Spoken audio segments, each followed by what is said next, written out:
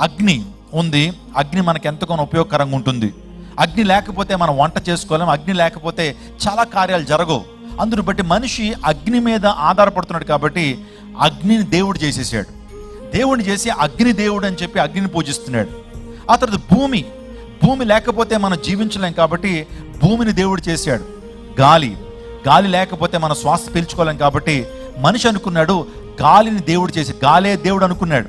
ఆ తర్వాత నీరు లేకపోతే మనం బ్రతకలేం కాబట్టి నీటిని మనిషి దేవుడిగా చేసేసాడు. వాస్తవంగా అవి దేవుళ్ళ దేవుని చేత సృష్టించబడినటువంటి సృష్టం అవి.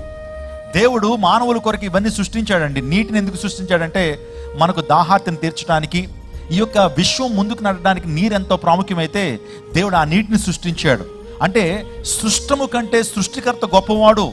ఆలోచన చేయండి, సృష్టికర్త చాలా గొప్పవాడు, అంతేగాని సృష్టిని మనం పూజించడానికి వీల్లేదు.